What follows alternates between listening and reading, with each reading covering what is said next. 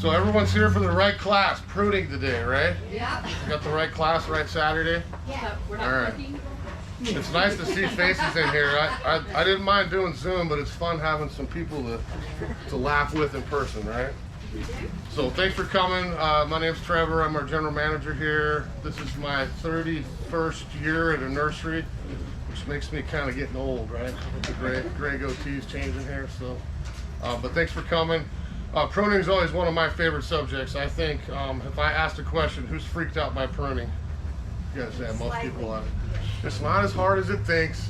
You know, plants are pretty resilient creatures. You've probably found you do some cutting and what happens? It grows. What we're going to try to learn today is probably the right way to prune so it grows the way you want it to grow would be the key today. So I do a series of these all year. There's always one in January, kind of kicks off the season. There's always one in June, kind of for summer pruning, our broadleaves, rhodies, all the typical things in our yards. And then always one in November. So we kind of go through those 3 seasons. For years, this one in November and the one in January were essentially identical. We just talked about winter pruning, and you kind of got an idea of what you wanted to do in the winter, and then you forgot it all and came back in January and tried again.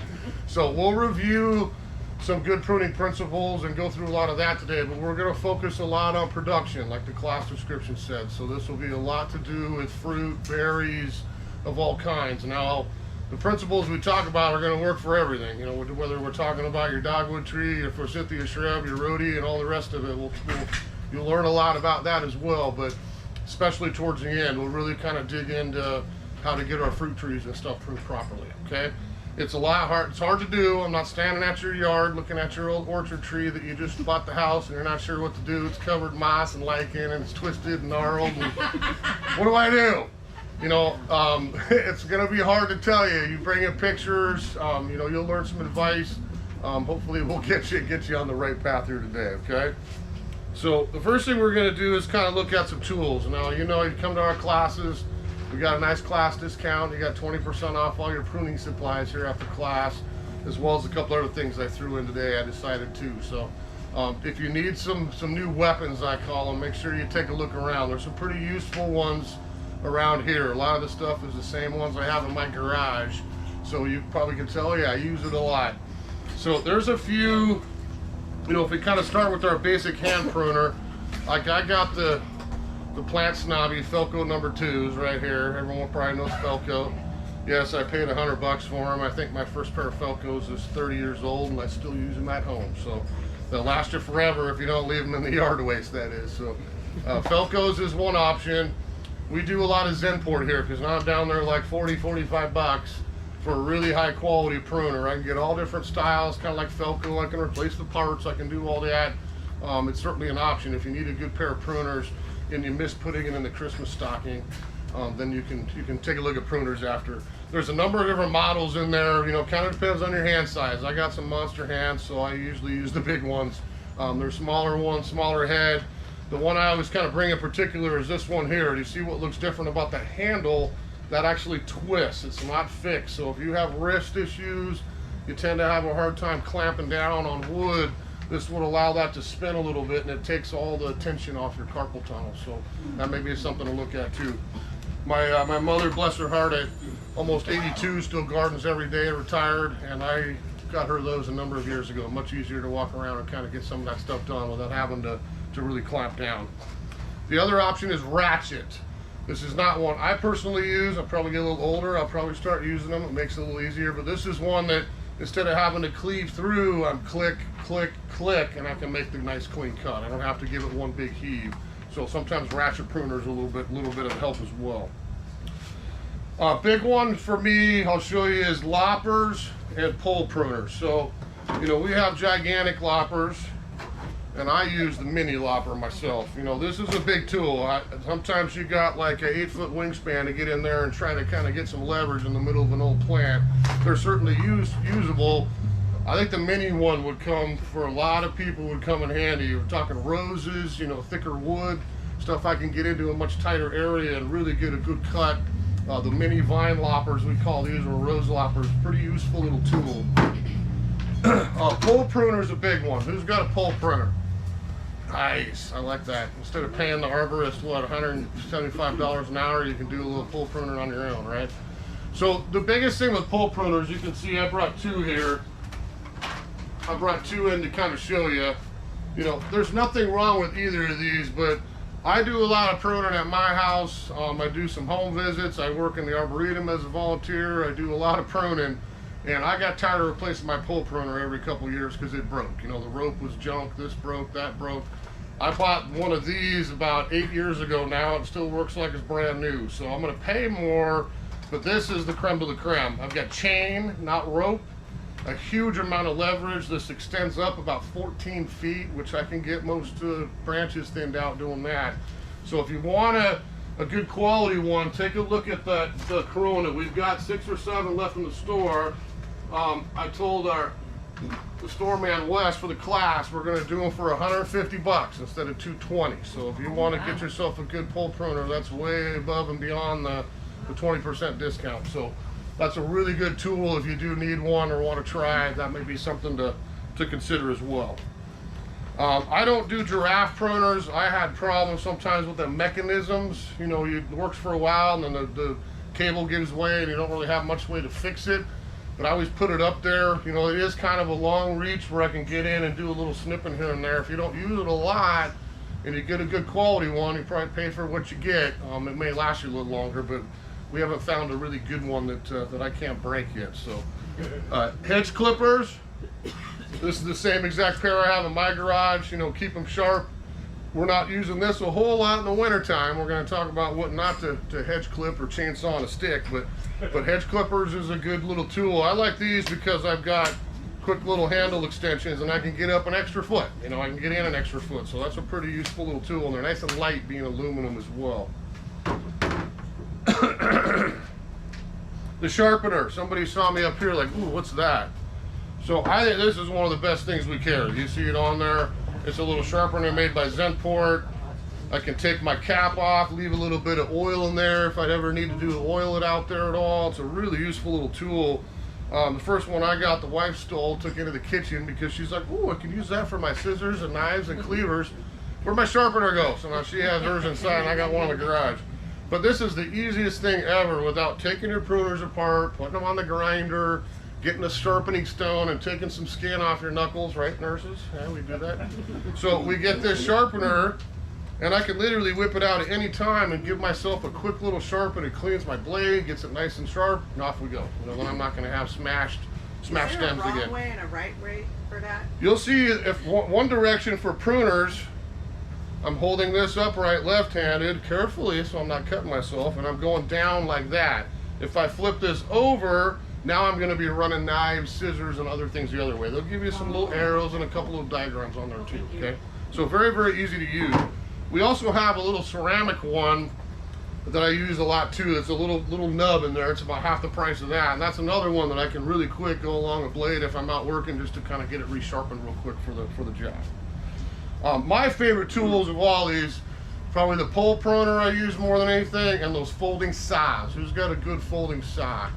You know, sometimes the loppers and stuff we looked at are a little tough to get in, you know, get the proper cut. We don't want to go in and leave stubs everywhere. You know, nothing's worse. So I can't quite get it to the ground, or I can't quite get it all off because I have no angle. If I have these little pocket saws, now I've got surgical tools. You know, I have a big one in the garage and that one. They're in my garage bucket and I use them all the time, especially this little pocket one. You know, for 24 bucks, less your 20%. I'm trying to sell these saws today. That's a great little tool. I clip it on my belt. I think the tape so I won't open it, but I carefully open it. Those are really sharp. You know, this is a little tiny saw that I could get into any little spot and get a perfect cut. You know, that's to me the best, one of the best things. Instead of just, again, chainsaw on the stick, big saw, keep it light. This is a really easy little pocket saw to use. We've got plenty of those in the store as well. Trevor, yeah. How do you keep those sharp? You know, that's a tough one because they should last. I use mine a lot more than probably any of you would, to be honest. And I'm probably like every 5 years, I'm like, okay, I'm just tired. That's getting a little dull. I'm going to go get a new one. I could take this to a shop and probably have the blade sharpened, but I don't think he's ever going to get it quite the way it was out of the package. So that one, I'm like, all right, we'll send that to the recycle bin in the sky and we'll go get a new one kind of thing. If you use it 2-3 times a year, you're probably not, you're talking about 10-20 years later before. You keep it dry, you keep it clean, you'll be fine. If you're like me, I probably have that thing out a couple times a week this time of year in my own yard and down at the Arboretum, and I replace it a little quicker. Yes? Yes, mine isn't on that. I should have gone back to the old thing. I have one at home that's really old and it's really heavy. Yep. And I have this big white tree with it. Yep. Which is half it comes up in the wintertime. And I can't use it. And these are lighter than the normal. It is fiberglass, so it's a little lighter weight. It's not light. I mean, it's not a light tool, but it's not super heavy. I don't have to. There we go. We almost had timber. It's not super heavy. It's fiberglass that keep it down. It's a tool. I mean, that's not going to be like, oh wow, it's just like a feather. No. You know, sometimes they have like a little kind of a brace you can put on and kind of anchor it to yourself, keeps some tension off the back a little bit. Yeah. We're going to do one more question and then no more questions till the end. I should have said that. Yes. About tools, are you going to discuss how to clean the pitch off of them? Clean pitch, we could use rubber. It's a great question about tools. You know, we've done tool sharpening classes and some others in the past. You can use a number of different things, rubbing alcohol. You want to sterilize them too, to be honest. If I'm out in the yard, I'm worried about disease of any kind. I use my saw, my pruner, my pole, whatever. It's getting clean, cotton swab, rubbing alcohol before I go to another plant, just to make sure I don't have any disease getting transferred around the yard, okay? So questions we'll do at the end. I stay here all day. I'm here till 5, so we could do them after. All right. So if we talk real quick, just some types about pruning. We're not going to do a lot of this today, some of summer, but if we talk 4 basic types of pruning, we got pinching back. You know, what do we do with our pansies this time of year? Is probably the only thing I'm pinching back a little bit. But we get into the spring and summer, it's annuals, it's perennials. You know, I don't want something stretched out. It's a fleshy, herbaceous type stem that I can just pinch back real easily, or use some small snips, you know, that are really easy, just to keep it tighter, more compact, deadhead my flowers, keep the plant blooming. Is that making sense to everybody? So pinching back's really easy. Shearing, you know, again, I'm not doing a lot of shearing right now. I can probably pick out a handful of plants that I'd use my head shears on in the winter. That's a summer thing. My boxwood hedge, my laurel, maybe you shear other things in your yard. That's your taste. But you know, chainsaw on the stick or a good head shears will keep those things a lot bushier and tighter and a little bit smaller as well. The 2 big things for the winter to me are thinning and heading back. Does anyone know those 2 words? You heard those before? Probably been to my classes. So thinning is where we're going to see some pictures where I look at any kind of plant, and it's not that I'm going to cut it back this way or this way. I'm going to let it keep its natural shape. I'm going to look into the middle, get rid of dead wood, crossing branches, open up the structure so that I have better sun, better air circulation. That means less disease, and to me, a prettier plant. You know, we're not going to head back a huge tree, top it. We're going to have a mess for all eternity. Some have to do it for certain reasons, but it is what it is. If I thin that tree, I've got light, I've got air, and I've got a much better looking specimen. So thinning is one half. The other half is heading back. If I need to reduce height, maybe I got a branch that's hanging over the doorway now and I'm tired of getting slapped in the face when I grab the mail. You know, whatever it is, I can head those branches back individually and tell them which way to go by picking the right bud kind of thing. Okay, so we'll focus on those 2 things today. Now, some of these pictures on the screen, I hope you don't have to read the tiny little writing on there, but I just kind of wanted to put a few up to kind of show you, okay, here's kind of some basic plant structure. We're not going to turn this into a botany class today. You don't have to memorize all the names of the buds. There's no test afterwards. But if you notice just how plants grow in your yard, you know, that essentially is what we're going to try to discover today. You know, we talk about old wood, new growth from last year. It's going to grow again this year. How does that wood grow, and how does my plant respond when I do pruning on different types of those woods? Okay, so we've always got terminal or apical buds. That's going to be at the tip, but it's going to give me more length on a branch, or it's going to give me my nice straight trunk on a large tree, right? Then we have lateral buds up and down the stem. Some plants I'll show you here are 2, some are 1. We'll look at some of that, but those are ones, if I prune down to a lateral bud, I'm reducing height, reducing spread, and getting a bushier, thicker plant. If you think about, like, who's got boxwood? Got a few people got boxwood. So what happens with the little boxwood stem, I have so many buds or lateral buds on that stem, I don't have to sit for 2 hours with my hand pruner and go, I'm gonna go right there and we're gonna go right here. We're gonna get the hedge clippers out and say, sweet, I want an ice cube, I want a rectangle, I want triangle, you know, whatever your geometry is, that's what you'll get by cutting it. So there's so many buds on lateral buds on there, I don't have to be as exact. Other plants, we're gonna be a lot more careful, like the stuff we're talking about today, okay? Now, if we look at some basic pruning cuts, I brought in a couple plants here to show you. Let me get my pear out of the way. So, who's got hydrangeas in their yard? You know, that's to me a really easy one to kind of show. Now, I'm going to start by saying this. Yes, I prune this stem and this plant won't mind it, but I'm not running out and pruning my hydrangea yet. So don't think I'm pruning this today and you're going to run home and do this when you get home in the sun today, okay? So in the fall, this is what I wanted to do. I saved a few blooms so we could do this for the class. Now, if you see on there, what am I trying to tell you? If I cut this off flat, what's going to happen? Opposite. Probably not the end of the world. This is a flat spot to the sun. Maybe water sits on there. Maybe I rot if I'm not careful. If you're going to do the time to prune a hydrangea, try to get it 45 degrees always on the stem. I can see right here, this has opposite buds, so I have pairs of buds all up and down this stem. This could go down another 4 feet for all I know.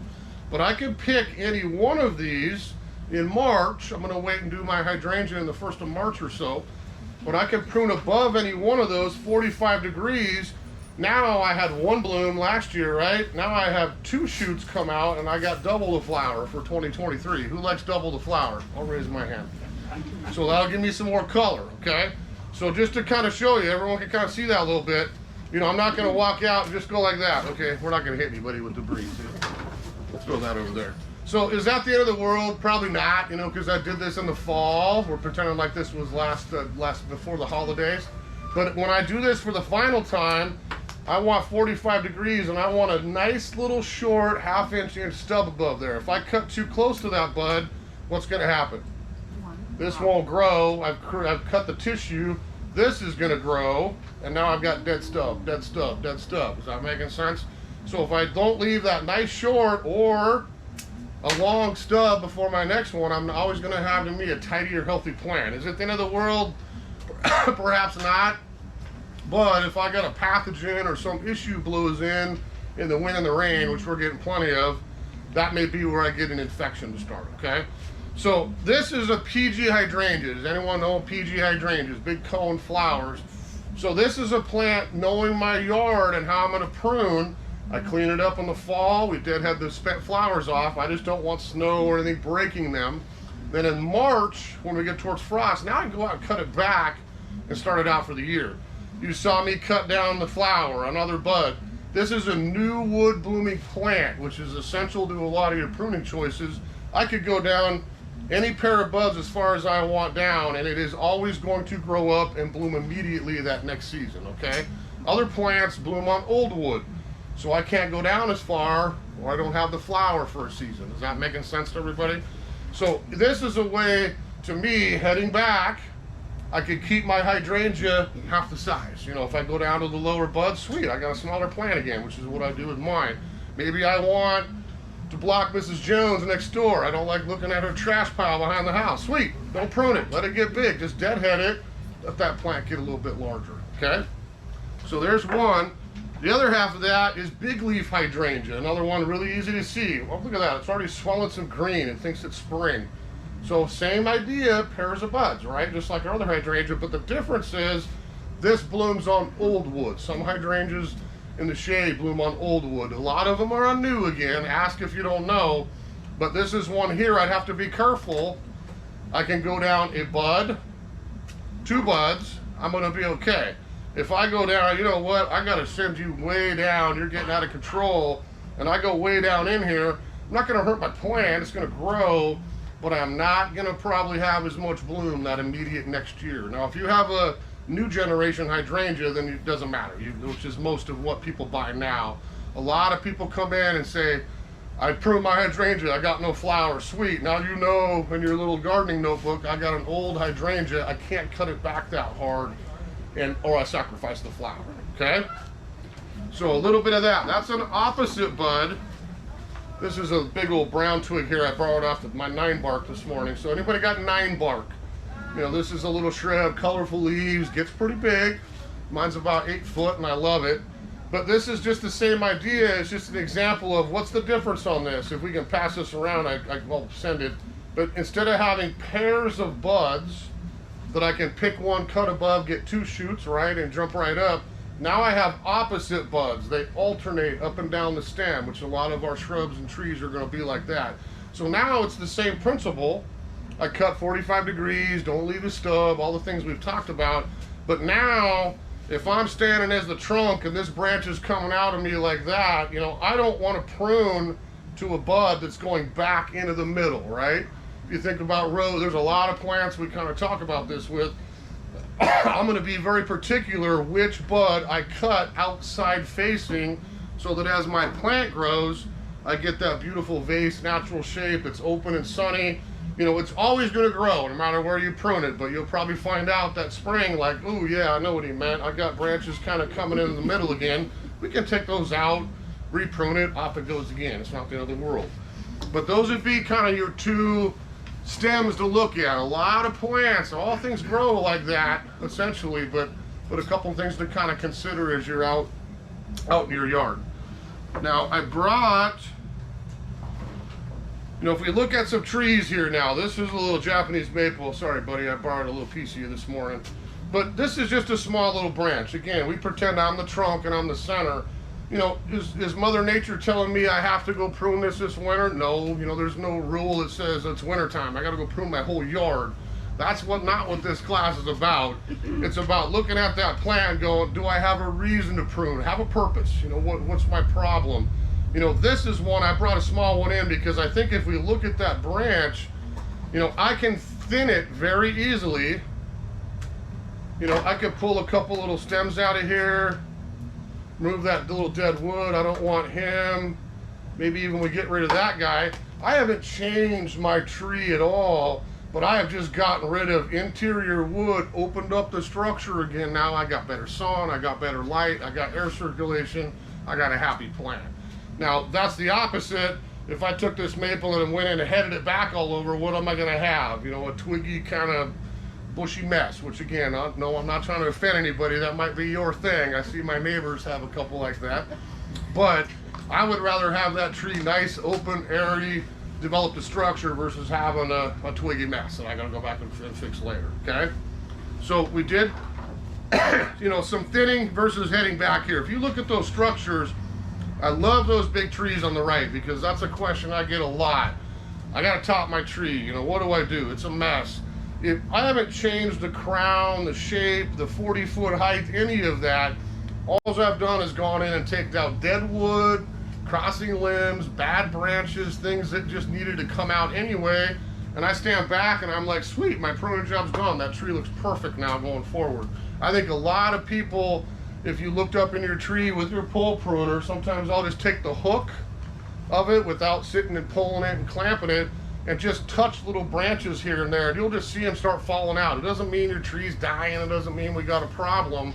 We're getting that old shaded dead wood out, allowing the tree to breathe a little bit, and then we can stand back and go, wow, my problem's fixed.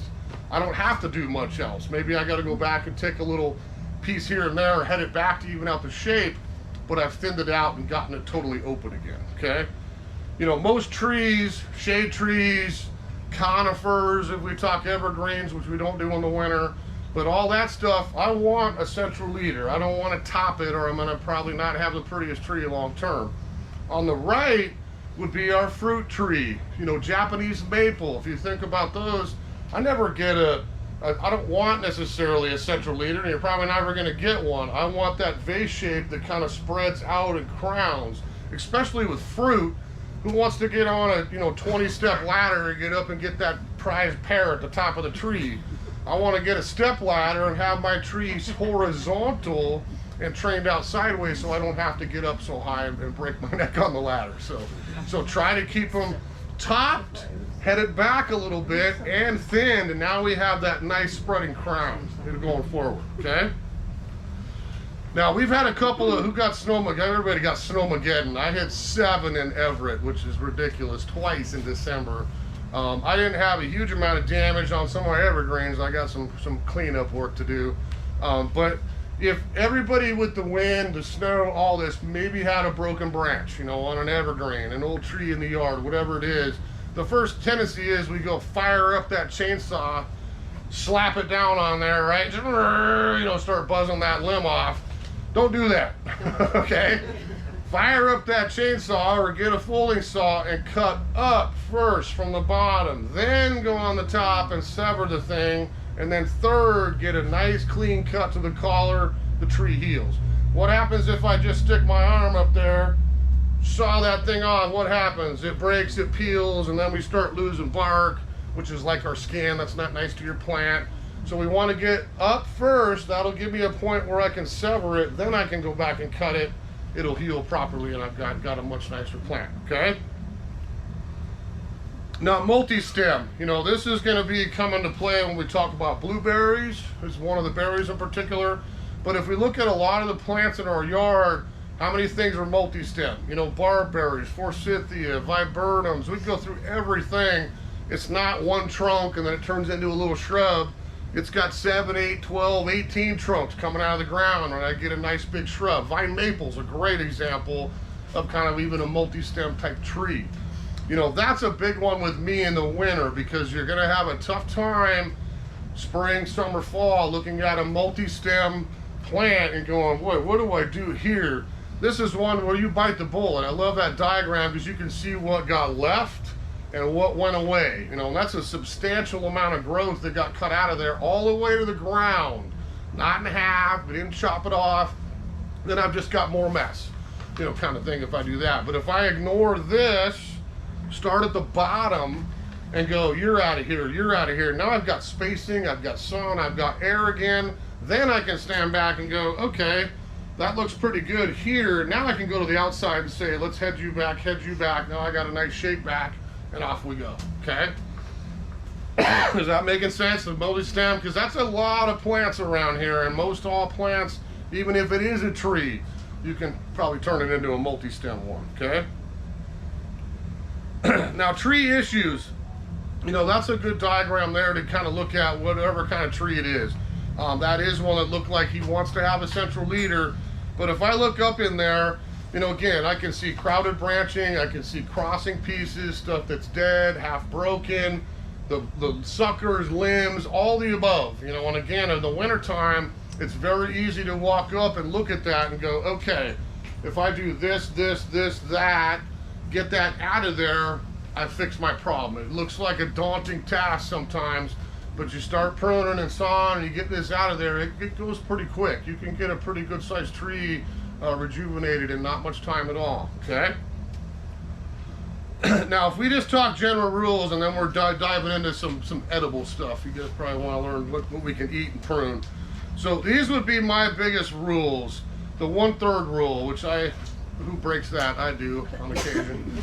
But when I say 1/3, we're talking about 1/3 of height or 1/3 of spread. You're always going to be safe on any plant taking it down 1/3. You know, 1/3 taller, 1/3 less wide, whatever it is. More than that, sometimes you can't get away with it. But that's a good general rule to live by. Like I said, I've taken roadies from there to there and let them start over again. Yes, it's worked most of the time, but you're taking a chance it doesn't work every time. So you can rejuvenate stuff sometimes a little harder, but you're always going to be safe with that 1/3 rule. My biggest one is prune after bloom. You know, that's the yard rule, not the fruit and berry rule. What's going to happen if I prune my tree back, my apple tree after it blooms? I just cut off all my fruit. So not with fruit and berries, but your general yard stuff, as you're making choices here. Okay, it's sunny today. What do I want to get pruned here to get ahead for spring? You know, think of when that plant blooms is the first question. And the second one is, does that plant bloom on old wood that was produced last year? Or if I prune it, does it regrow and immediately bloom this year? Is that kind of making sense with everybody? So if we take a zillion plants right now, from magnolias to dogwood trees to my flowering cherry to my flowering plum, there's so much old wood blooms, it's not going to hurt the plant. But if I go out and reduce my dogwood down, sure, it might be happy and it'll regrow and it won't miss. but I just cut off probably all of my flower display, which is the reason I want to have that dogwood for May and June. So prune after bloom, let that thing flower, then get up there, do what you want to do. It regrows the rest of the summer, set my flower buds, and I'm ready to go for 2024 at that point. Not to skip a year, but then we'd be in the next year, right? So does that make sense? Because there's a lot of people, I think, do the right thing and prune the right way, but they're like, God, I just didn't get much flower this year, you know, whatever. That's probably the reason, is we pruned at the wrong time. So let it bloom, then prune it. We looked at the hydrangea, the PG hydrangea. It doesn't care. You know, go out there and do whatever you want to it, because it's going to bloom on what it grows. Who's got spirea? You know, my little spirea is probably 5 foot tall right now because I haven't pruned it yet. Guess what it's going to look like here before spring? Little mound of twigs about that tall and that wide, and up it comes with colorful leaves, and it blooms right away. You know, there's a lot of good new wood blooming plants that we can cut back substantially and still have an attractive plant. But ask if you don't know. You can look it up, and you'll learn pretty quick. You know, okay, I remember I pruned that last year in the winter. I didn't get much bloom. Next year, I'm going to wait till it flowers, and then we can go from there. Okay. The third one there is have a purpose. You know, is the lawyer sending you threatening letters that you're blocking the neighbor's view? You know, they're going to sue and own your house. Is it blocking the mailbox? Is it on the sidewalk? Well, there's a lot of reasons to go out. The big one here today is because I want to eat it. I want to prune for production. I want to prune the right way so I can get the most blueberries, the most apples, whatever it is, and have some happy plants going forward. The big tip for me right there is, you know, the pruning isn't just the winter, it's not just the summer, you know, it's kind of both through the season. And if I worry about attacking dormant issues right now, I got no leaves on it, it's really easy to see what my issue is. So try to focus on that in all of our limited time here in the winter. You know, do my thinning, get my crossing branches out, look for dead wood. All that stuff can be done when we're dormant.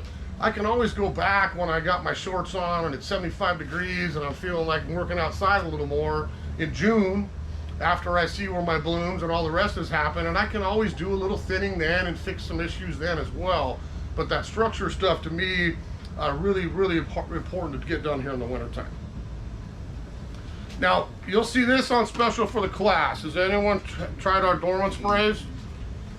So I've tried a lot over the years. This is Liquid Cop and Omri certified organic horticultural oil.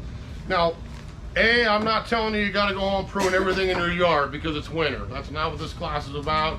And B, I'm not telling you got to take home dormant spray and spray your entire yard. That's not what this is about either.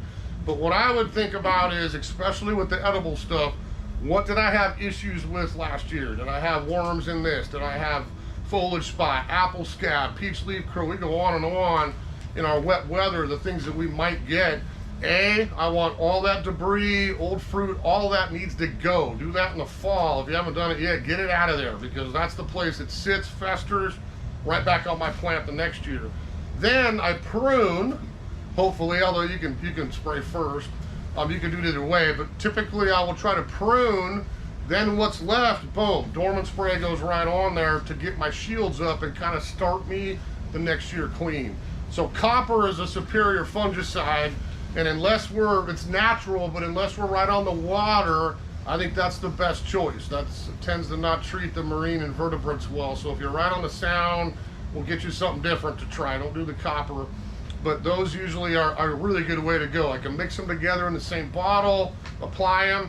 I'm good to go for about 30 days. You know, that's got a shield, and there's crappy weather and wind and stuff's blowing everywhere. That's going to keep me protected for a good month, okay? Now, if we get into kind of the fruit stuff, let me see if I am talking too much. Get you going here. So pruning in apples and pears. You know, who's got apples and pears? You got that. So we call these the spur fruits. Everyone kind of know, do you guys all know what a spur looks like, or do we need to kind of look at it? We'll look at a spur picture here. I brought a pear in. Sorry, buddy, I borrowed you a little early. But I can kind of see some basic. This is what we want right there. Can everyone see those little short nubs coming off my pear wood? It's the same thing on apple. That is the only place I'm dropping a cluster of flowers and producing a cluster of fruit. It's not anywhere on this old new growth, none of that. It's 1-year-old wood The second year, now we develop those spurs. Is that resonating? So what happens if I cut this off every year?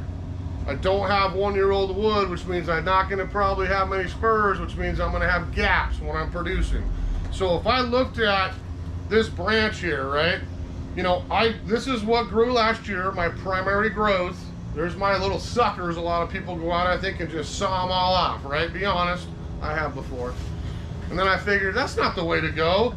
Maybe I have 5 of them coming out. I think if you're probably nodding your head like, oh yeah, my apple tree's got clumps of this coming all over the place. So if I look at that, I'm gonna get rid of all of them right down to the main wood. I might leave one that's going a direction I want it to go. Now I'm gonna take this down and go, okay, maybe I'll leave 3-4 buds, snip that off. This is the way I want my branching to go. Now I've got 1-year-old wood. Now this summer, this is gonna produce those spurs that I pick the next year. So we start this kind of 3-year process. Growth, second year spurs, third year, boom, I got my fruit. If I go out and shave all this off every year again, what's gonna happen? I got no 1-year-old wood. You're gonna go, wow, that's a bummer. I didn't get much crop this year. It's because I didn't leave some of that wood. So I would never leave that twiggy mess, because that's how fruit trees grow, let's be honest. But I'm gonna really look carefully and go, I don't want this, I don't want that. I want this one nice one going out from the center, but I'm gonna take it from 6 feet tall down to a foot here and cut it above an outside bud so I can keep that shape going I want spreading and have that wood 1-year-old to prune, okay? Is that kind of making sense? Because spurs, probably a little bit harder because of the 2-year process. And you know, when in doubt, look online and stare at that picture of that spur and go, okay, that's what I want, because that's really all that matters when we're talking about getting production, okay? So you can prune down the lateral buds to encourage, again, that lower spreading tree. You know, late winter, this isn't something I'm telling you again to go home and do today.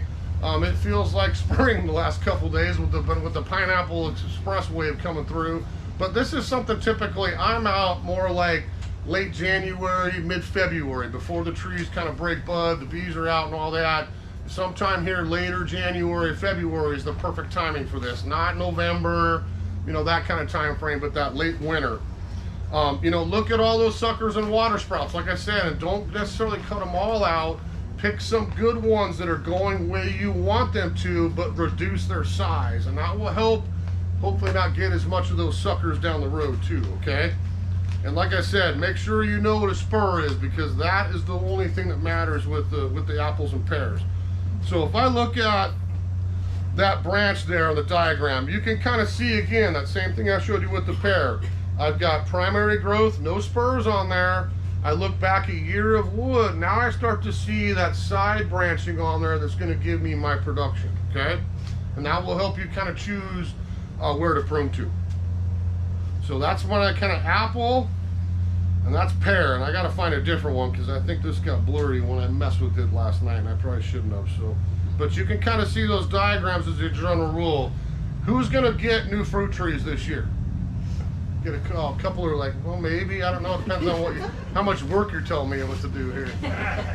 You know, because there's a lot. You know, we got both gardeners. We got old. You know, I just moved into a house and I got a 80-year-old apple. What the hell do I do to fix it to make it right again?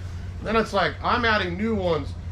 The new ones are going to be easy because this is probably more for you, where you can see sacrifice when they're young, get your structure set, and you're going to have way less work down the road. If you let that, you go buy a frost peach or a plum or any kind of fruit out there here and pop it in the ground, it's going to grow like a weed and it's going to shoot up. And what are you going to do? Walk away 3 years later and you're going to go, what do I do with this thing? I got pear branches going 10 feet in the sky. I got no shape. I got no development.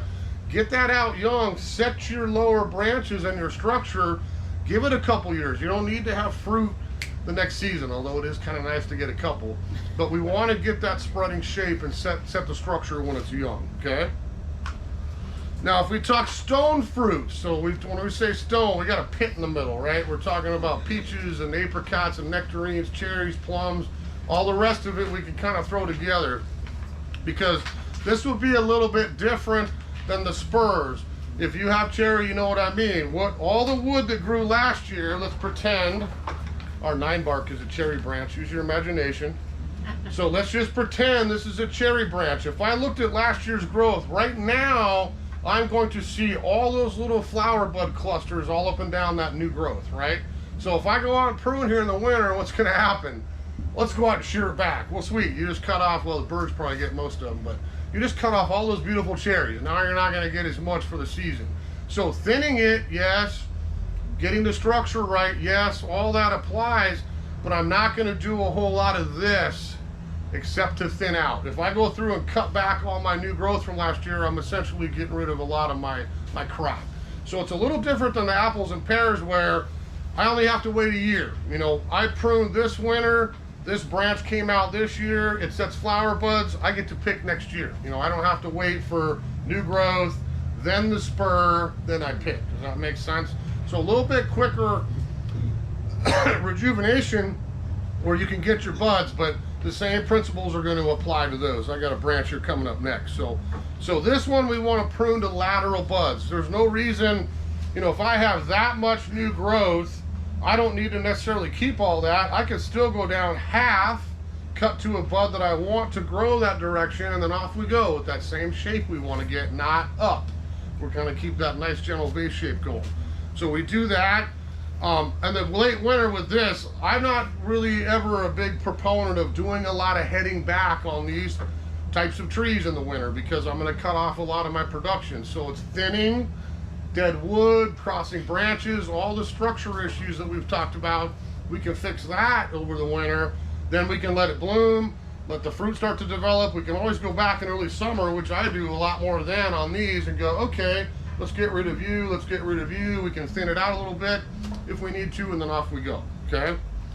So do that again late winter. Typically these are no different than apple pears. You're gonna get a lot of sucker growth, you know, up in the top, water sprouts, suckers, whatever you wanna call them, but that's gonna come out in the summer, and it's the same thing we talked about. I might have 5 of them. You know, I've seen 8 foot come out of a plum before in one summer. I might have 5 that are congested, bad angle, sweet, let's get rid of all of them, leave the one that's going the direction I want, head that back to a bud. Now we've got some wood to build upon for the future, okay? So one big thing I'll tell you, so who's growing peach, we'll kind of keep cherries and plums a little separate, but who's doing peach, which is only frost peach so far, nectarine, hardy nectarines, apricots, hardy. You know, I teach fruit class here in a couple weeks and we'll talk about a lot of specifics on those. But in terms of pruning, those are probably the 3 most important things. You have to get sprayed here with that copper late winter. You're going to be disappointed, and we have to prune those types of trees. The infection, peach leaf curl, whatever your issue has been that gets into those types of trees is always going to start at the tip of the branch and work its way down through the wood. You probably walked out in the winter and said, why do I have black wood at the top of all my branches? And then I see that pretty kind of pinkish wood, and there's the bloom, right?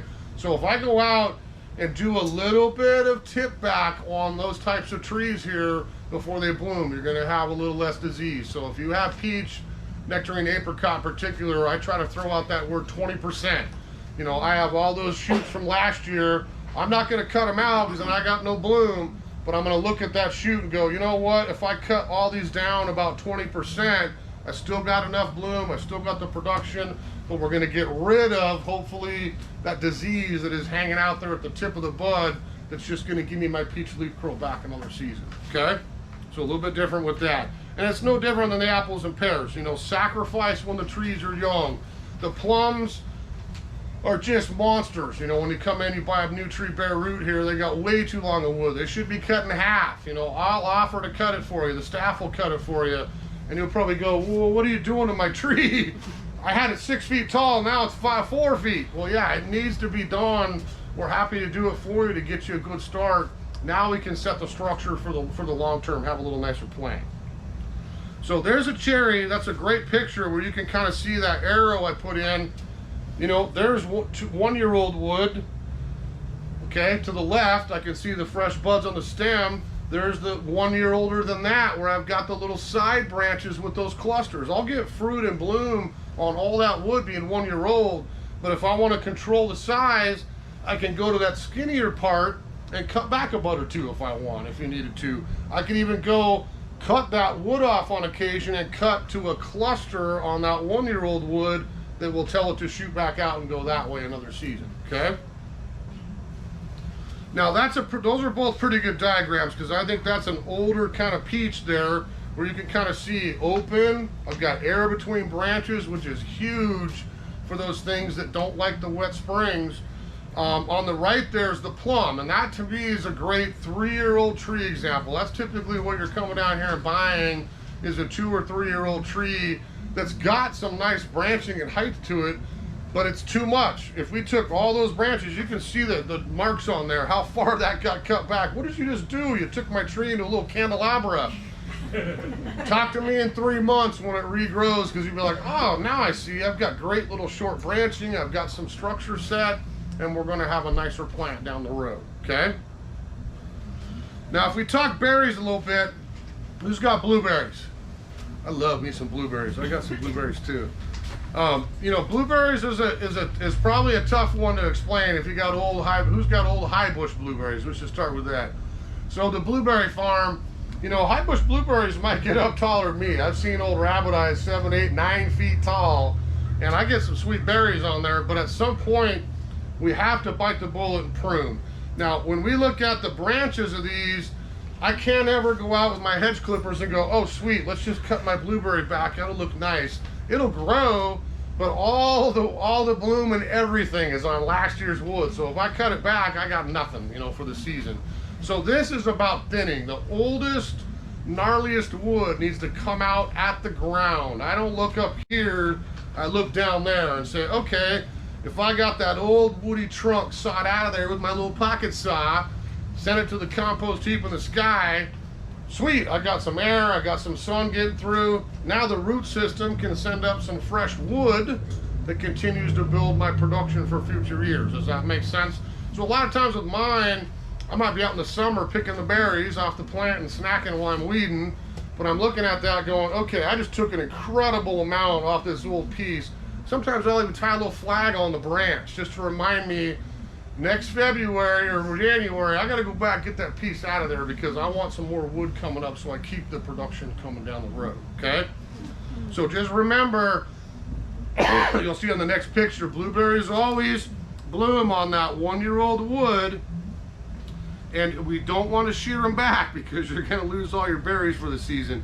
The one exemption on there is who's got evergreen blueberries like Bountiful Blue, Sunshine Blue, which is some I have as well. You know, those are a tough one. They should never get like this anyway, to tell you the truth, but that's naturally gonna be a smaller, bushier type blueberry. If I'm going to cut it back or shear it, I'm gonna wait till it's producing like early midsummer, and once it's done and I've picked, that's when I'm probably gonna prune. I'm not gonna go in the winter and do this again because again, I'm gonna cut off all my production for that season, okay? So if you look at that branch, you know, there's a great picture close-up of where I'm going to actually get flowers. You've seen your blueberries, cute little flowers. It's always on the tips, you know, with that 1-year-old wood. If you look at that little plant, you know, there's your high bush before and after. You know, it's not, nothing was done like this. It was all at the ground level where it's like, sweet, I got that 3 old pieces of wood out of there, opened up my whole structure. Now I've got a happier plant going forward, okay? Now if we look at root raspberries, who's got raspberries? The little creeping creatures, yeah. You know, raspberries grow. You know, I'm not gonna tell you something you probably haven't figured out if you got raspberries, but raspberries grow. And they grow fast, and they grow a lot of roots, and they grow a lot of suckers. That's kind of what raspberries do.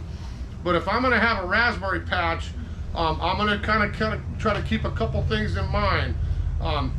Again, I'll be doing berry class here. I think it's about a month out, but we'll do specific stuff on picking varieties and all that. But just kind of some general things. If we have raspberries, we would pick either June bearing, which means I go out, pick one big crop, right? Freeze them, do what I want with them, and I'm done. Or we have ever bearing, which I would go out and pick once in June, then I get a repeat crop in the fall. I tend to do more ever bearing because I want to eat them fresh, and we still have plenty to freeze if you got to do that too. But it's one of those two types. That is what's going to make your decision for pruning. If I have a June bearing raspberry, You can probably guess. What am I going to say? We'll see if you've been learning today. It's all the old wood, right? If I go out in the winter and I chop my June-bearing raspberry back, it's going to grow, get leaves, whatever. Not going to get any berries. I have to leave that 1-year-old wood that blooms, that produces for me. If I have a June-bearing or an ever-bearing, the old wood gives me my June crop, right? And then everything that grows that spring, early summer rebooms, and I get more berries in August, September. So you can kind of pick your pruning technique by which one you have. Yes, we want to thin some old wood out. Yes, I don't want it hanging and cut my scalp when I'm trying to pick it. So we can reduce the height. We can thin some canes out at the bottom. We can do all that, but I'm never going to go out and just whack my patch off 2 feet off the ground. I'm going to sacrifice my production. Or if I have an ever-bearing, what's going to happen? Okay, well, I'll skip June and I'll wait and have some later in the season. Is that kind of making sense? So keep that in mind. It's that same old wood, new wood type discussion with flowers and the berries, making sure we've got the right type of pruning. So I would always look this time of year, if you have raspberry canes, you probably want to get a good shovel like a root slayer and chop your row so it doesn't keep taking over the yard. That's one thing. You can always take some roots and plant some more. It's an easy thing to move around. B, I'm going to look at my row, and if it's just stem after stem, I'm going to go to the ground level with the good pair of loppers or my little saw, and I'm going to take out maybe 1 out of every 3 of those old canes and open that row up. More stuff off the roots. Happier plant down the road, okay? So don't be bashful. Raspberries can take some serious pruning. Let's say that. So if I look at that row, again, you can kind of see the before and after with the shaded diagram there, how thick that thing was, which I'll be down working on my pops here, I think, in the next couple weeks, because his is awful thick.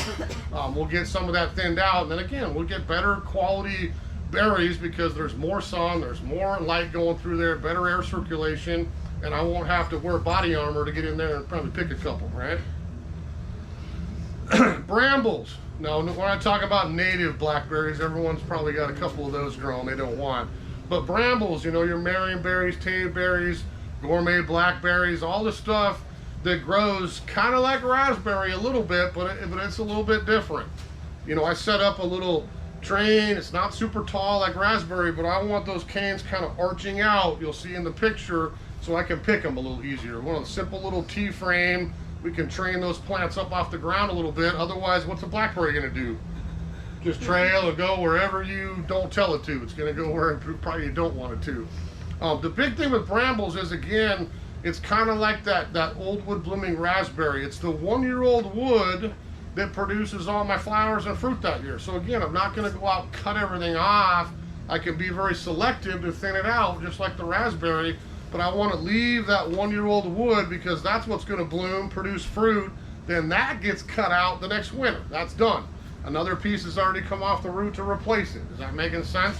So it's always that quick cycle with cool brambles like that, that we would remove the wood that just fruited. You could almost pick it and just chop it off right then. That wouldn't bother me at all. Pick the fruits off it, cut it off of the ground, because there's already another stem ready to go for 2024. Okay? So a little bit of that. So they call primicanes and floricanes. We won't turn this into a botany discussion, but those are your 2 key words there. So if you look at those shaded diagrams, can you kind of see that right there? I'll talk about my brambles. They hardly go dormant. If I walk out there right now, I got a bunch of gnarled green leaves with spots on them and some old foliage. I don't want any of that when we get to spring. So whether I prune back a little bit to remove some of that, or I take a minute to strip all that foliage, do my pruning, clean it up one time of the year, now I'm starting 2023 springtime nice and clean. Okay? If we talk grapes, who's got grapes? Grapes are a big old viney mess, right? You got grapes, you don't prune them, it'll take over your house. Probably the fence, the house, the arbor, the structure, whatever it is. Grapes are vine, so it's going to grow pretty vigorously. But if I'm growing grapes because I want to make some wine, right, or little table grapes to bring inside, we want to prune for production again. So if I look at that mess of wood, maybe a couple things to keep in mind. I get rid of anything that's skinnier than a pencil. Just comes off totally off the plant and gets thrown in the yard waste. If I look at that mess of growth everywhere, all I want It's little short chunks of old wood. I don't know what it is about grape, but it looks probably as dead as any plant can be dead in the winter. You can hardly even look at it and go, I don't even see a bud on there because they just look dead in the winter. But if you walked out, you got your main trunk going up and we have the thicker old wood, and I leave chunks of that old wood. That is what's going to bloom, give me my grape clusters, and then off we go again. You know, it sends out 10, 12 feet of growth and wraps around the trellis again, and we're on doing it again next year kind of thing. So if you've driven by a winery or anybody's growing commercial, they're almost bonsai, like just tortured. You look at those little rows and they're just cut back to little gnarly wood, and that's maximum production, you know, pruning like that. I'm really going for good production. So to me, a pretty easy one to prune. You just kind of got to ignore everything we've talked about, like, well, I don't even see a bud on here. Where do I cut? Sweet, just chop it off, because you're gonna find one in there somewhere. There's always a lot of little latent dormant buds on grape wood that are a little bit harder to see. Okay. Now kiwis. Anyone growing kiwis from the land down under, right? So kiwis is another one like grape. You know, a lot of wood and a lot of growth. You know, we have a couple kiwis. I've got Fuzzy over here on our fence where the employees come in. We cut that back twice a year. And I think probably last year, if I added the 2 chunks of wood that got cut back, I'd say 12 feet is how bad it gets cut back. And we get an incredible amount of fuzzy kiwis again on the old growth. If you are driving out of here after class, look at the first arbor up there towards the first gate that's locked, and look at the little arbor there, and you'll see big old kiwi vines, 2 of them, with little short chunks of wood. The entire arbor is filled with it. I'll get fruit on that. It's the same discussion. Like, guys did it right this winter. We left all that wood on there to bloom and produce some kiwis this year. If I did not prune that, it would probably be across the road and hanging on the neighbor's house over there. I mean, it is a big, big plant. So don't be bashful on kiwi pruning. There's really, I'll be honest, you probably can't go wrong pruning a kiwi or a grape. You can cut them back pretty hard. They're always going to come back with a vengeance, right? So very, very fast. Anyone growing currants? You know, this isn't one, it's kind of making a comeback. We had a lot of currants growing up. I'm not a huge currant guy, to be honest, personally, but my mother and my dad love their currant jam, currant jelly, all that.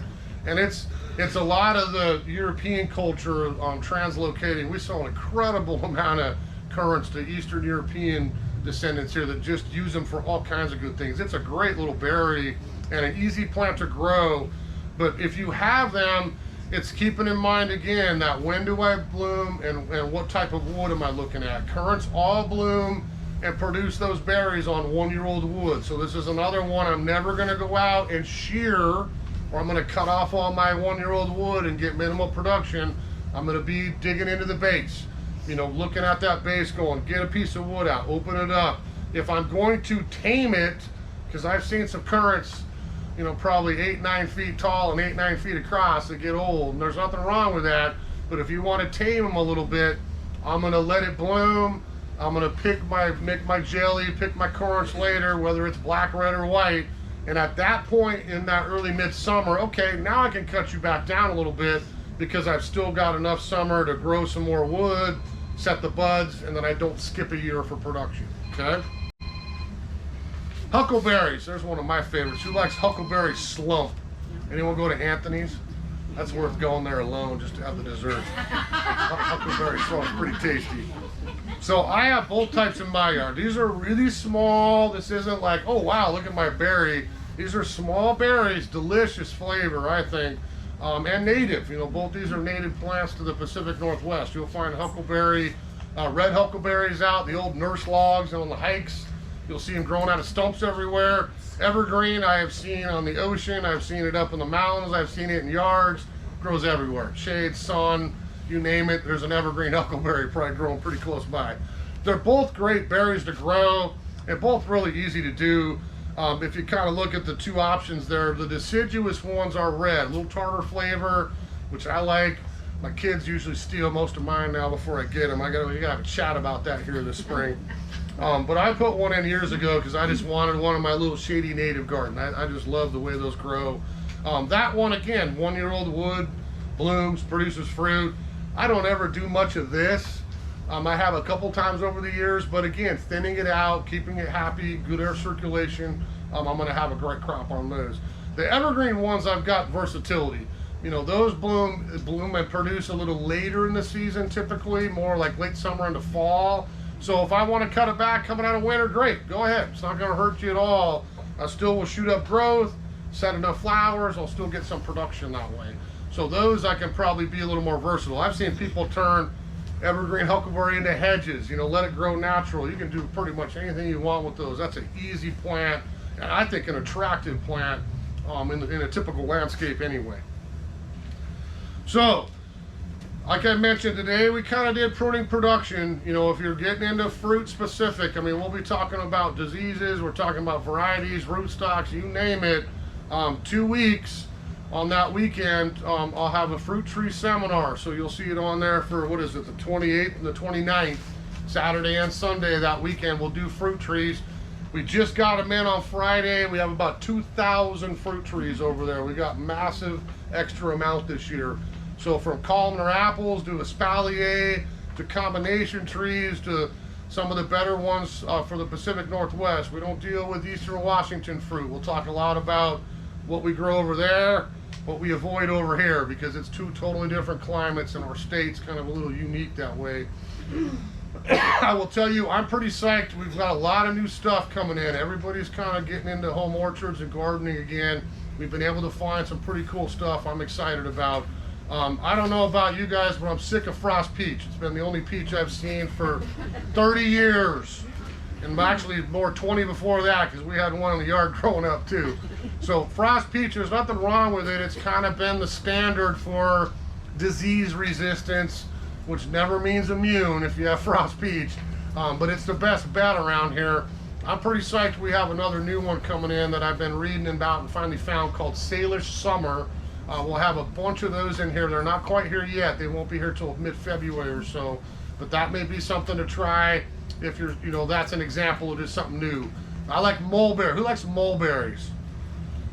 Yeah, I've been trying a mulberry. They're delicious. The problem is they don't keep. You can't buy them in a store because they don't keep at all. So I mean, unless you got a mulberry tree that you can go out and try to steal them before the birds get them. And the birds are always smart creatures. If they're eating it, you should be eating it too, right? So mulberries, we got some fun mulberries coming in. I'm going to end up getting one because I haven't wanted one for years, and we really have had a tough time finding cool fruits like that around. So a couple of new heirloom apples, a couple new pears. You know, we always try some new stuff, but again, specifically here for our side of the mountains, hopefully to get you some success growing fruit. On the other side there, same thing with berries.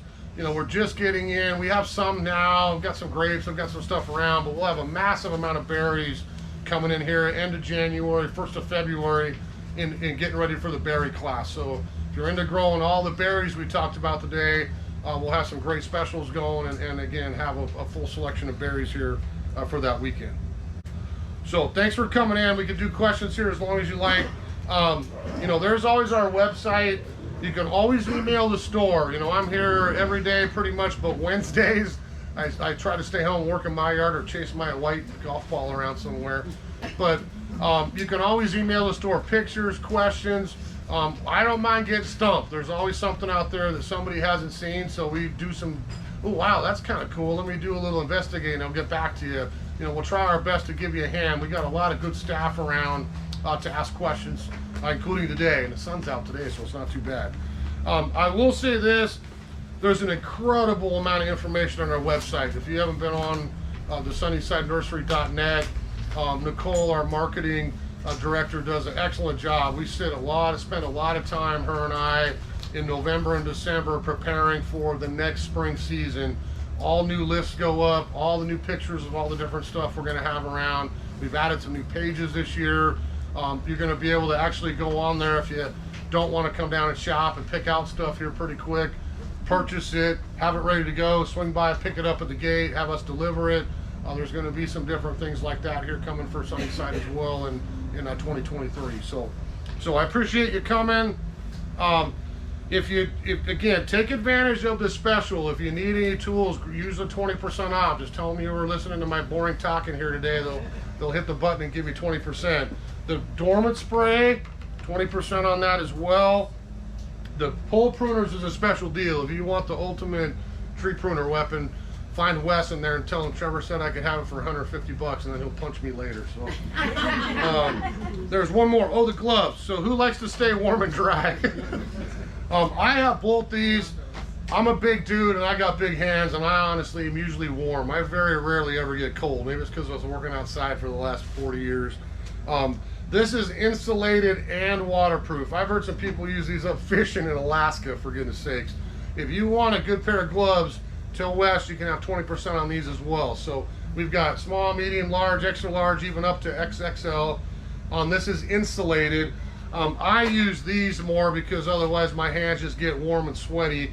This is a waterproof without the insulation. The blue ones are a little bit cheaper. Same thing, 20% off if you need a new pair of gloves. Then you can strap them on and go hit the pruning devices, right? All right. So there you go. So we got any questions? Yes. This may be a whole different class, but my Japanese maple bonsai. Okay. And it's all growing weird. Do you have like a special class on bonsai? So bonsai, you have it in a pot? Yes. A bonsai? You could probably, I don't know how big is it? It's about I got it here. Yeah. I took a bonsai class. Okay. And so, but it's kind of going weird. Yeah, we've tried to do a bonsai class a few times and nobody ever came. So I did put on the schedule this year, but I'm telling you, if you bring that thing, if you can bring it down with you someday, just bring it down with me and we'll look at it together. Oh, excellent. Yeah, and give you some tips. That's a new excellent. one. Because I think I need. If I'm not here, our houseplant manager, Tracy, is excellent with bonsai too. One of us can give you a hand, kind of get it back into shape. Thank you. Yeah. Yes. I emailed you about a fig tree. Yes. Yeah. Okay. So I'm not quite sure what to do with it. Well, fig's a great question because 10 years ago I would have said, "Why are you trying to grow fig around here?" Everybody's growing fig, including me. It's a really easy plant. I think with our little bit milder winters, they're plenty hardy to grow. So the fig is going to grow. Do you know which one you have? They weren't sure. Okay. But I think it might have been turkey. Was it a few years ago you got it? Two. Okay. Now I'll just make you laugh for a minute. There is the dumbest named figs out now. Like try Little Miss Figgy. I just was like, you gotta be kidding me. The new one this year is Fig Nominal. Okay, whatever. Somebody's getting paid way too much money in marketing for that. But anyway, those are dwarfs a little different. That's why I wanted to ask, because that is a totally different creature. Those I grow in pots, they're dwarf for patios. They're like little shrubs that give figs. So all the other ones like yours, Desert King, Peter's Honey, we can go on and on. They're gonna grow big if you want it to. Do you want this to get huge? No. Okay, so you can do some pretty good annual pruning on those. The worst thing that's gonna happen is, I don't know how yours did this year, but typically on an average year here without an early cold snap, we would get almost 2 crops a year. So if I prune mine down kind of hard, I would never do it in the fall or winter. You're probably talking about your hydrangea, like walking out there in March. I wouldn't take any chance of frost damage on my wood, okay? So if we go out there late winter, early spring, we get towards last frost, I can cut that back substantially. I don't have a problem with that. You're not gonna get that early crop, but after it grows up, it'll still set buds and you'll probably pick more like August, September, if that makes sense. If you can leave some wood, almost always we get 2 now. I know last year was 2 for most people if you've got it in good sun. The fig is gonna grow like a gnarly multi-stem, a mess is too bad of a word, but a mess a little bit. So don't be bashful with, you could really cut some stems out at the ground if you're like, that's just too much. I like 3 trunks, I wanna keep it a little smaller scale, and you've got no issues with heading those back at all. Okay. Yeah. Thank you. Yes. Raspberries. Yep. In addition to getting them at the ground, right? When they've gone halfway to Mars, Yep. how far can we cut them back? If you want to keep that cane. Yeah. Well, again, I tried to convey that a little bit in there, because to me, if I'm halfway to Mars, that's probably the one that I'm cutting out at the ground and getting rid of. Okay. And I'm not saying you got to do that to all of them. I don't want to mean that, but that's the oldest, gnarliest wood that you've been picking for a number of years. That makes sense. And that comes out because I've already got a young one that's 1 year old. Now it's going to take its place and then off we go. So if, for me, it's probably, again, 1 of every 3 at least come off at the ground, the oldest pieces. Then secondary to that is, okay, I got my row. I'm not going to duck and weave and bleed as I'm trying to pick them. So yes, I don't have a problem if I've got an 8-foot cane, I don't have much around it, I want to keep it. All right, let's just shorten it a couple of feet. I've still got plenty of wood for it to bloom and produce. Yeah. So 3 years ago, we planted Romeo and Juliet Okay. wood cherries. Okay. So when you talked about multiple stems, Yep, yep. That's also, if you take too many of those out, you're reducing Yep. cherry The- production. So what do you do? Well, I'll tell you what those, they're the dwarf, their own root cherries, essentially.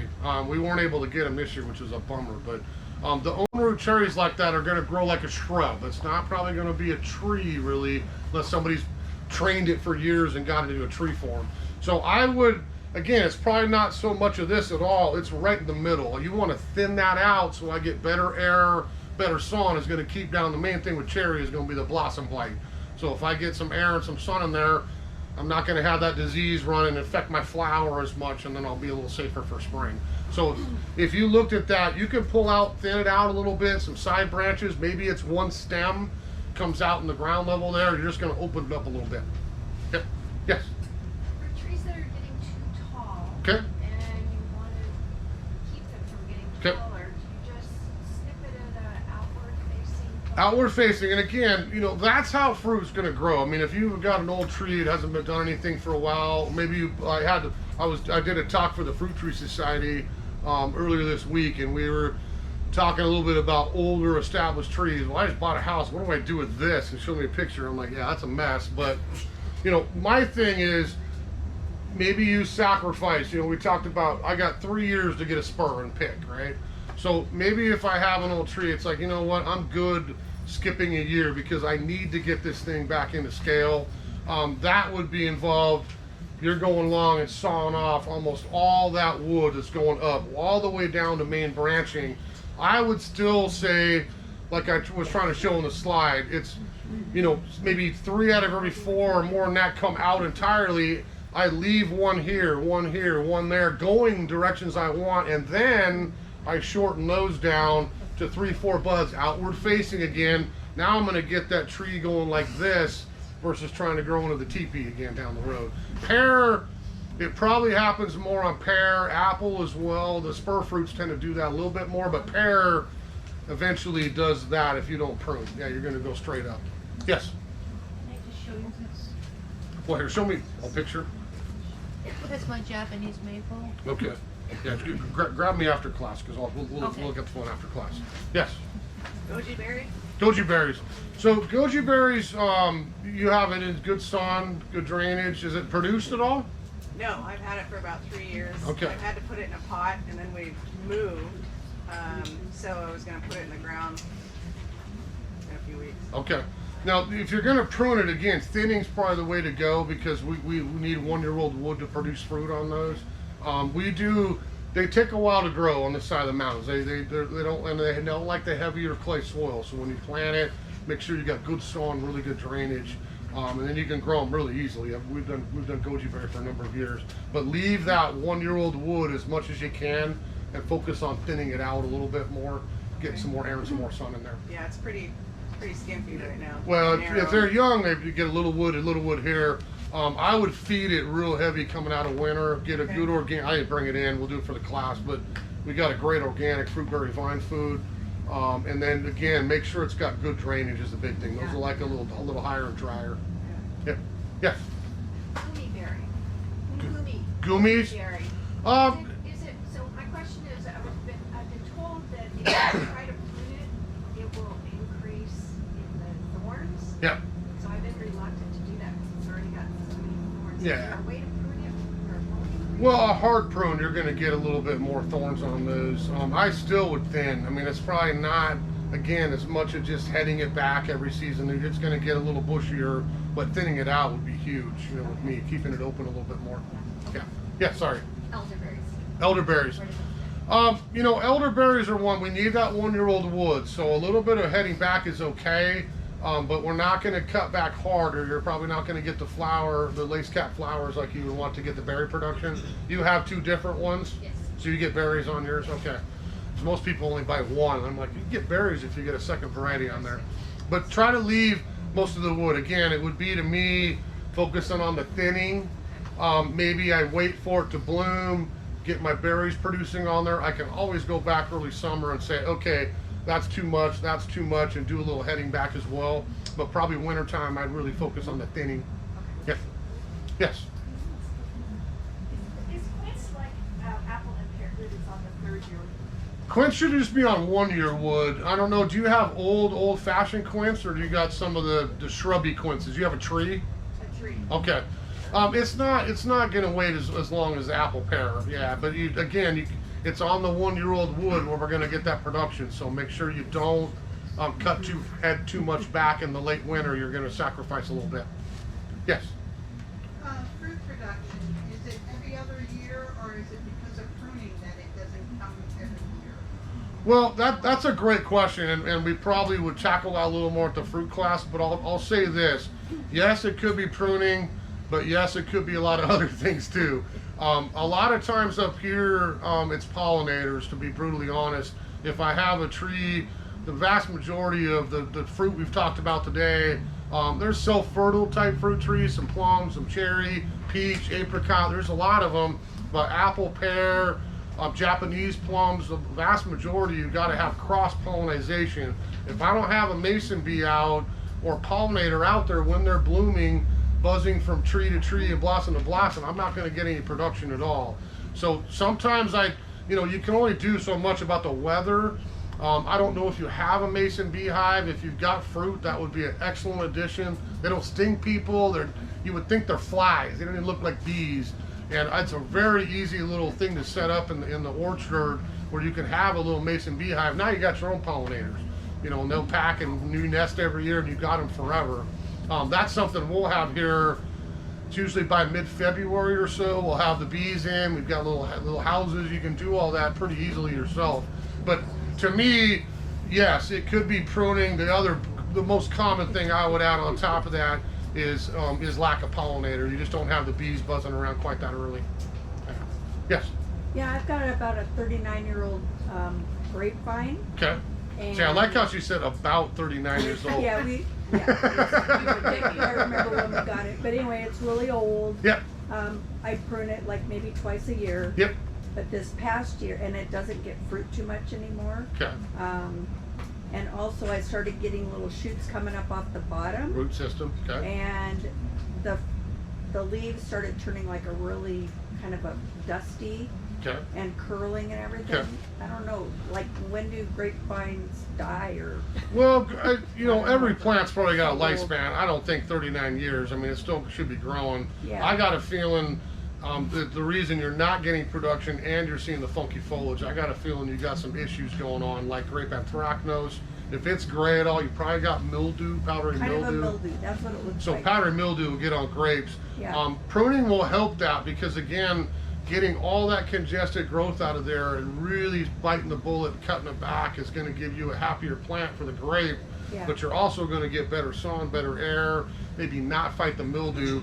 I would absolutely That send can you go in there to in. get that. Okay. Because if I had anything in my orchard especially, nobody likes to spray. I mean, I don't want to go home and spray every week. But if I know I had an issue last year, that is getting cleaned up in the fall. I don't want any leaves stuck on that thing. I don't want them mulching at the base. That gets put away in the yard waste and out of there. Then I would prune a good chunk of the wood out of there, Even really the get it old back. wood, get all the old wood off too, because Well, I've kind of left all the old wood on. Well, and you can leave some wood. If it's still alive, I mean, it's hard to tell sometimes this time of year, especially with grape. Yeah. Like I said, it looks dead as doornail.